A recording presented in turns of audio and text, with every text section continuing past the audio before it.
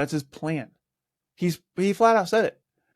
He was like, yeah, we're going to bring in this AI, we're going to train it, and it's going to basically do the work of an intermediate developer, an intermediate engineer.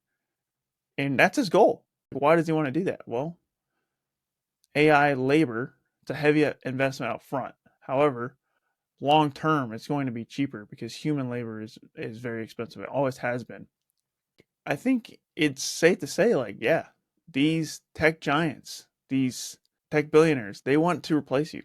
Hi, I'm Kyser Clark, and welcome to The Hacker's Cache, the show that decrypts the secrets of offensive security one bite at a time.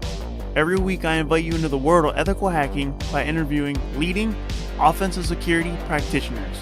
If you are a penetration tester, bug bounty hunter, red teamer, or blue teamer who wants to better understand the modern hacker mindset, whether you are new or experienced, this show is for you. Thank you so much for tuning in. Today we have another Q&A episode. And if you don't know, Q&A episodes is where you, the viewer/listener, sends me questions to answer on the show. And if you want to submit questions for the show, there are multiple ways to do it. The first and best way is to leave a comment on one of my YouTube videos. The next way is to join my Discord server and then find the channel where you can submit questions for the Hackers Cache podcast for the Q&A episodes. There's a dedicated channel for that purpose. And then the last way is to email me at kyser@kyserclark.com. And I'm looking forward to your questions, and I'm looking forward to answering your questions because once you submit questions, it helps out the entire community. So not only do you get information that you're looking for, but there's a very good chance that someone else out there has the same type of question as you, and it helps out the entire community by doing these episodes. So definitely submit questions if you're having any. Don't be shy. For those who are new to the show, there are multiple types of episodes for the Hackers Cache podcast. So this is one type of episode, Q&A episodes. The next and most common type of episode you will encounter for the Hackers Cache podcast is guest episodes where I bring in an expert in ethical hacking and cybersecurity, and I have a conversation with them, and I try to learn from them myself, and I try to ask questions that will help you, the viewer/listener, grow in your ethical hacking and cybersecurity career. Last but not least, I also do solo episodes. These are more rare. I only do those once a quarter. And in those episodes, I just talk about a topic that I feel like talking about that day that I believe will help out the community, help you, the viewer/listener, out in a way that I think is best. And just have a discussion. And sometimes it's a rant or whatever I feel like talking about. So solo episodes are kind of like a wild card, really. With that out of the way, let's go ahead and dive into these questions. So the first question is, do you think an OSCP can benefit one with getting a threat hunter position? And I think the quick answer here is yes, absolutely. Mainly because OSCP is a very recognized certification. And it is for offensive security professionals. And that's what it's geared for. However, a defensive cybersecurity professional, such as a threat hunter, SOC analyst, cybersecurity engineer, can greatly benefit from an OSCP. For one, like I said, the recognition, but not only for the recognition, but the skill set. You're going to be able to think, not only think like a hacker, but you're going to be able to do like a hacker. You're going to have a real technical skill set. You're going to be doing exploits and exploiting machines, and you're going to know how to do so many different types of attacks yourself. And when you know how to do different types of attacks yourself, it helps you defend your network. It helps you hunt for threats within your network. It helps you, go through the logs. Like you're going to be able to find what sketchy activity is because you've actually done those exploits. So because of that, the OSCP can definitely benefit you. And I would highly recommend it to any cybersecurity professional. I typically don't recommend OSCP for cyber defenders because it's not necessary. You don't need to have an offensive security skill set to break in as a cyber defender. However, it helps you stick out tremendously and it makes you a really good cyber defender. So if you want to get OSCP as a threat hunter, go for it. You have nothing but gains. And I highly encourage you to do it because offensive security skills are hard to come by, right? Not all defenders have it, like I said. will definitely help you stick out and help you defend your networks. I'm excited to announce that memberships are now live for my YouTube channel. And if you decide to become a member, you'll get early access to videos, access to member-only polls, loyalty badges for the YouTube channel chat, and priority reply to the YouTube comments. Of course, if you can't or don't want to become a member, that is totally fine. I will always release the same free content you come to expect, and your support just by watching is more than enough to keep the channel going. But for those who do join, your contribution helps invest into new tools, technologies, and people to help the channel go further. The goal is to create even more content and raise the quality of every video for everyone. Thank you for considering memberships, and as always, thank you so much for your support. Next question. What are your thoughts about AI? Do you think this will reduce jobs in cybersecurity? Is it still worth to learn it to earn money from it? So this is a really interesting question because I actually already answered this question in the YouTube comments, because this is a YouTube comment question and I replied to that answer. In a way I replied it, I said, hey, check out my AI video. I made a dedicated AI video with my thoughts on AI, about specifically talking about, is it going to take cybersecurity jobs? And in that video, I pretty much said, you don't have nothing to worry about. I said, maybe the entry level jobs are going to get replaced in the next 5 or 10 years. And then I said something like, intermediate jobs are, maybe 20, 30 years from being replaced. And the expert level stuff probably will never get replaced because AI just might not ever get there. And that was kind of my opinion. But my opinion recently changed. And you're allowed to do that, by the way, because for one, that shows that you're growing as a person. And for two, this field is constantly changing and evolving, especially with AI. So if someone has a hot take about AI yesterday and they change their mind in 4 days, like, let them be, man. Like, AI changes so much. So I'm changing my opinion a little bit. And the reason why I'm changing my opinion is because I got new information. I saw a video with Mark Zuckerberg. It was the podcast where he went on Joe Rogan and started talking. I didn't watch or listen to that entire episode. I actually don't listen or watch Joe Rogan, who is the GOAT podcaster, which you think I would listen to him because he's the GOAT podcaster and I'm a podcaster. I probably have a lot to learn from him, to be honest with you. However, I just don't. And anyways, I saw a clip though, because I am on social media and I do see clips of the Joe Rogan experience quite a bit. So I saw the clip, and basically it was Mark Zuckerberg basically saying that, like, at Meta, which is the parent company of Facebook and Instagram, and I think WhatsApp too, right? Man, they own a lot. Threads, all these different social media platforms. And Mark Zuckerberg is bringing AI, obviously. And as someone who's a tech giant, someone who is a leader in tech, they're highly interested in AI. And not only are they highly interested, they have a heavy, heavy, heavy, heavy influence on the way AI is going to go in the future. People like Elon Musk, Mark Zuckerberg. He is saying that he's using AI to replace mid-level engineers at Meta. Like, that's his goal. That's his plan. He flat out said it. He's like, yeah, we're going to bring in this AI, we're going to train it, and it's going to basically do the work of an intermediate developer, an intermediate engineer. And that's his goal.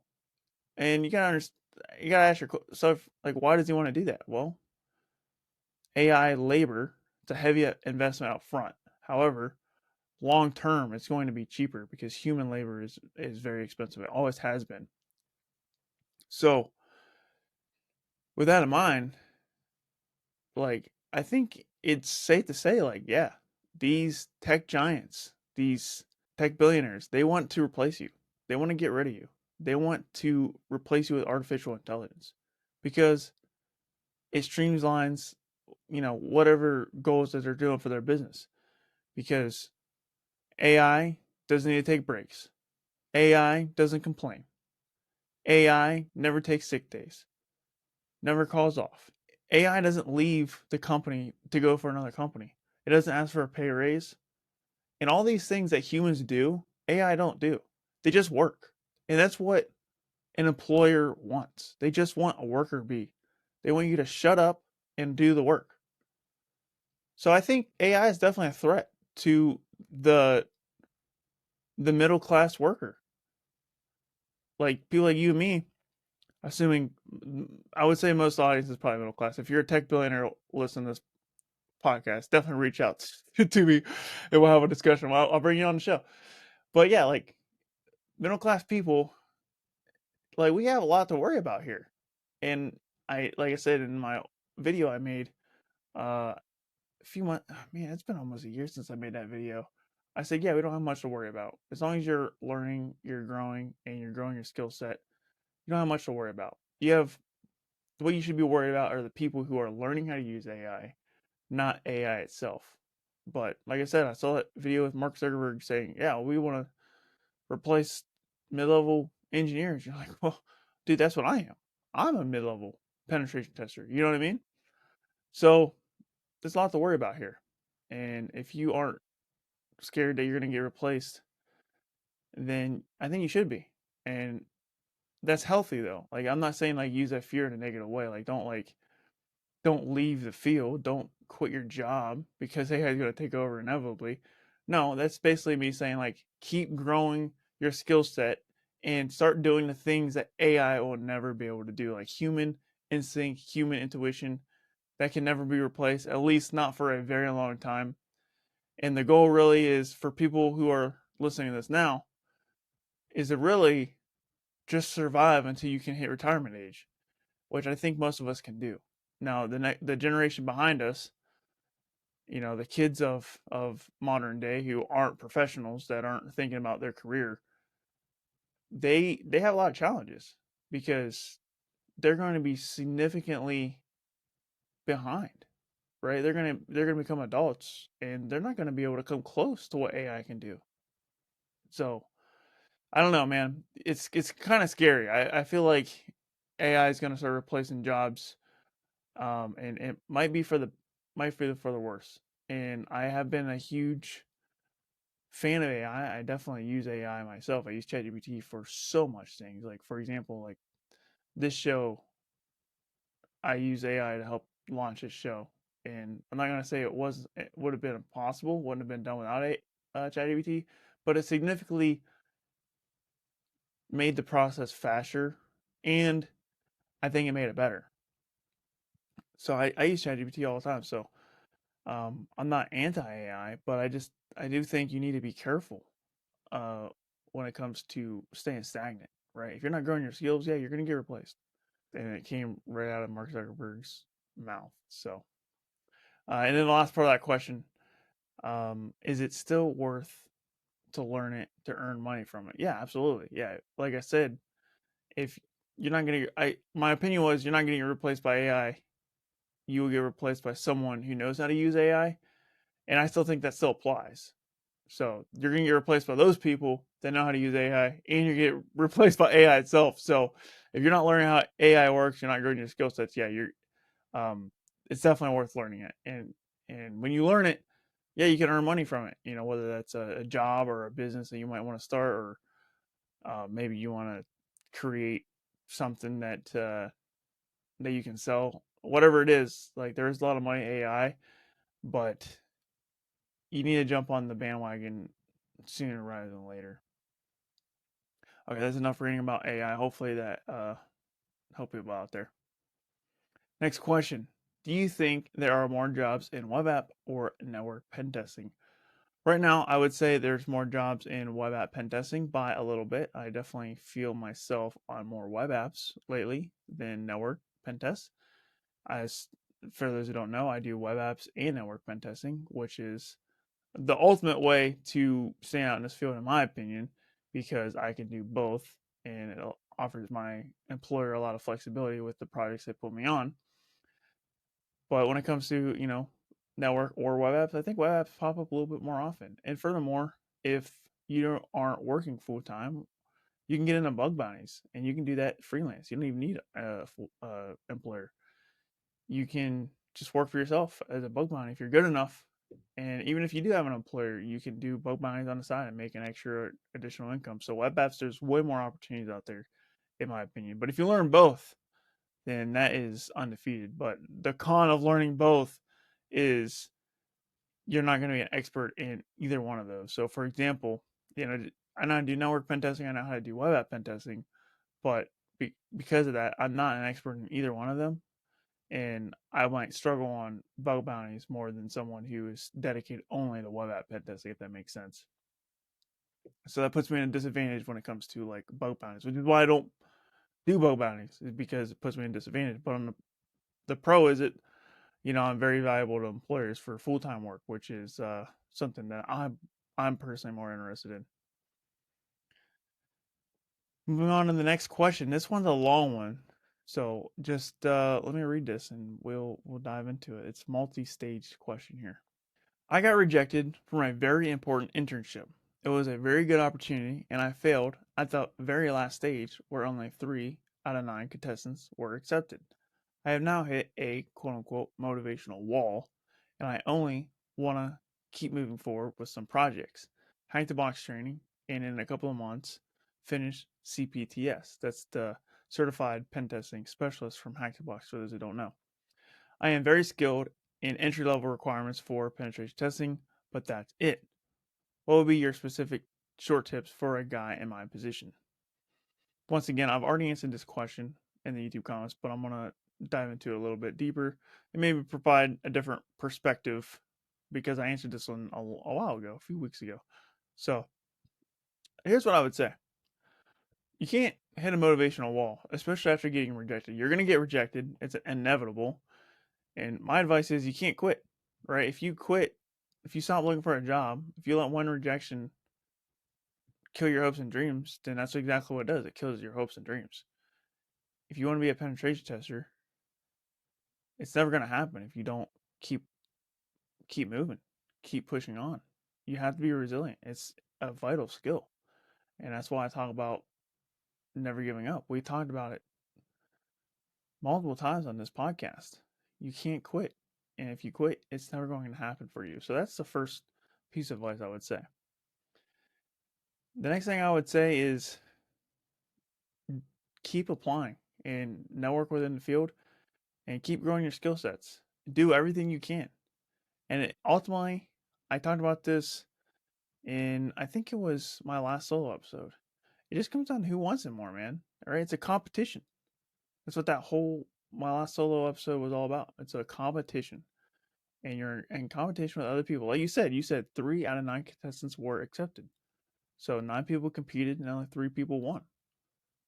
Most of the time, only one person wins, and there's hundreds of applicants. So it's really hard to get in this field. And like I said, it's a competition. And then you have to approach it as such. And the more you do, the more you stand out, the better off you're going to be. And that's why I spend so much time on my career. I'm studying, making content, and I get tons of certifications, and I read about cybersecurity all the time. I'm consuming cybersecurity content, and I'm doing everything I can. And it takes a lot of sacrifices. I don't have the best social life. My apartment's not the cleanest. My my hobbies takes a backseat. I'd like to play video games, but I don't because there's work to be done, right? I don't watch Netflix. Like I've been wanting to watch Squid Game season 2. I love the season 1, but I just haven't got to Squid Game season 2. I think it's been out for a month now. I haven't even dove into it. I don't even have a Netflix subscription, by the way, or Hulu subscription or any of that because it's all distractions. So, and I recently blocked YouTube on my web browser because I get sucked into the YouTube algorithm by watching content that I doesn't help me out. It's just junk content. It's entertaining. That's why it's distracting because it's fun and interesting to watch, but it's not making me a better cybersecurity professional. So that's my tips. Cut the distractions and keep on keeping on. And then last question. This one is also very long and multi-stage. So let's go ahead and let's just dive right into it. I'm actually trying to break into the field after 15 years in a completely non-IT role and have completed the Google Cybersecurity Cert and the Google AI Essential Cert and currently studying to take the CompTIA Security Plus exam, hopefully by the end of this coming week, depending on how ready I am by. But that's the schedule so far. I've not worked in cybersecurity yet, but hope to get a job into it soon, hopefully, and still weighing my options as to which route I want to take in my career. Currently, though, the consulting route seems to be on my immediate interest, but I'm leaning towards purple teaming and cloud as more of an end goal. I'm thinking of possibly taking the TCM PJPT course and exam as my next step, not only to boost my resume, but also skill set. All while doing Try Hack Me Labs. I want to know your thoughts and get your input, please. And I would say you're on track. Like, you're doing everything you can. You're on Try Hack Me. You're getting your certifications. I would say, the only thing else you're not doing is networking. If you're networking, good. But if you're not, I would start doing that. Get on LinkedIn. Start posting. Every time you complete a Try Hack Me room, post on LinkedIn. Every time you get a certification, post on LinkedIn. And when you do that, people take notice and they will send you a connection request because people like connecting with knowledgeable people. And the more knowledge you have, and people like to connect with hardworking people too. So the more knowledge you have and the harder you work, the more likely people will want to connect with you. And that's been my strategy for success. Just gain more knowledge and just keep working, dude. Like, that's it. And that's how I just recently passed 20,000 sorry, not subscribers, 20,000 followers on LinkedIn. And all I do is just learn cool stuff about cybersecurity and talk about cool stuff that I learned. And that's the formula for success. And if you just keep doing that every day, day in, day out, don't take breaks, don't let things distract you. Now, I'm not saying you can't enjoy life. Like, don't get me wrong. Like, I've enjoyed some life, but it's my career takes priority, and there is some sacrifices there, right? I like I already said. So, like I said, you're on track. Now, when it comes to consulting, I would say consulting is probably the hardest part to get into, in my opinion. Consulting is the hardest jobs you get into because consulting firms, they only sell products and services, typically services when it comes to consulting and cybersecurity. They only sell when they look better compared to the competitors. And the way they look better compared to competitors is they have a lot of experts. And so consulting firms have very high standards for the people who work for their company because if they hire the wrong person, they can destroy a relationship with a client, or they could, mess up a network or something. So consulting, I would say, is probably the hardest thing to break into right off the rip. I would say the easiest thing is probably SOC analyst. That's the most common job. There's more blue teaming, cyber defense jobs out there than there are like penetration testing, red teaming, offense security jobs out there. So I would say the easiest way, and I say easiest, not lately, because nothing is easy about breaking into cybersecurity. But I would say out of all the hard jobs you can get into in cybersecurity, I would say SOC analyst is probably the easiest because there's a lot of positions available. Well, I don't want to say there's a lot of positions available, but there's more SOC analysts, cybersecurity analyst positions available compared to other positions such as penetration tester, for example. And I would say the bar is quite a little bit lower, right? They don't expect you to have as a bunch of knowledge, right? You just need to be able to work a SIEM and go through logs and escalate tickets. It's kind of the skill set you need in a nutshell. And I've seen, tons of people landing SOC analyst type roles without having a hands-on certification. But when pen testing, like, if you don't have a hands-on certification, like, you can pretty much kiss your pen testing hopes and dreams goodbye. You need to have some sort of hands-on cert for pen testing. So that would be my recommendation if you're trying to break in. Go through a SOC spot. I didn't do that, but at the same time, I was already in cyber defense operations in the military, and my reason why I got out is because I wanted to become a pen tester. But I would have never went straight to pen tester if I didn't have 6 years of cyber defense operation experience, right? That was a huge advantage coming out of the military, and that's why I went in the military to begin with because I didn't know how to get in this field, and that's why I made the content that I do is to help people break in this field. I thought I had to go to college, which I didn't want to do, and the only other option was the military. And I went in the military. Well, that's not your only options. I thought at the time back in 2017, I thought that was my only options, but now I know way more, which is why I make content that I do to help people who used to be in my shoes. And then he said, I'm leaning towards purple teaming in cloud as more of an end goal. So purple teaming, I would say purple teaming. There's probably not as many jobs for purple teaming because purple teaming is more of a activity where blue teamers, red teamers work together on the same project, and I would say not that many people are well versed in both of them at the same time. Like I said earlier in this episode, if you do have both skill sets, offensive and defensive skills, it's very rare and it definitely makes you stand out. But it puts twice the amount of pressure on you. You have to put in twice the amount of work because you're learning two different disciplines. So purple teaming is definitely going to be a hard endeavor.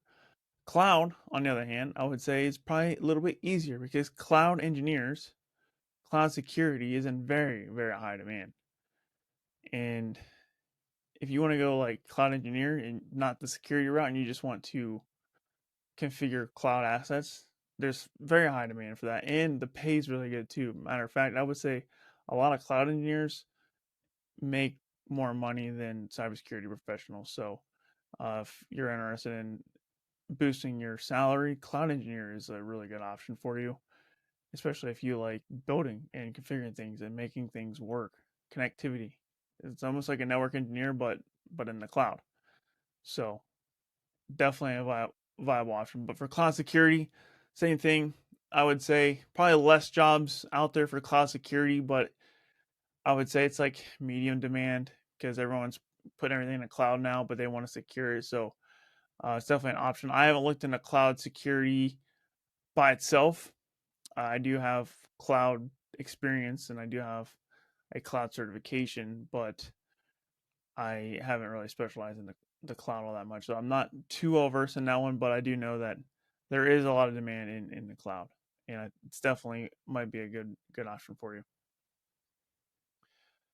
And then continue on with the rest of the question. I'm thinking of possibly taking TCM PJPT course and exam as my next step.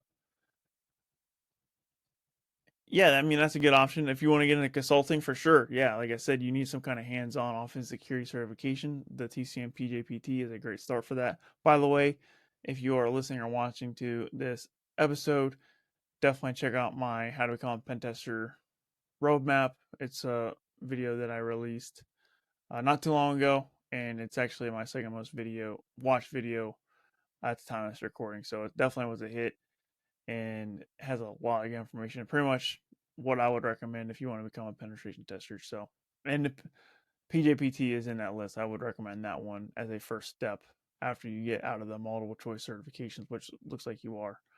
You could also do like a Pentest Plus in between Security Plus and PJPT. Definitely not mandatory, but it could definitely help you out with the PJPT. But you can skip it if you feel like you can skip it. Pentest Plus isn't crazy vital to the resume. And then he says, all while doing try hack me labs. Perfect. That's literally what I recommend. Like study your certifications, do 1 hour try hack me on the side, and just post about it. Every time you complete try hack me lab, post it. Every time you get a certification, post it. And then connect with the people. Send people connection requests that you want to connect with, and accept other people's connection requests when they connect with you.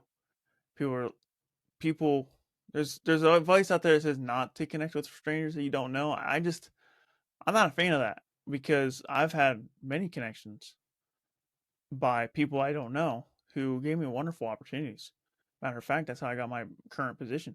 I like I said, I accept all connection requests, and it's funny as I got 300 connection requests just from the last meme video that I posted. One of my meme videos went viral, and I gotta sit there and connect with 300 people. I gotta hit the button.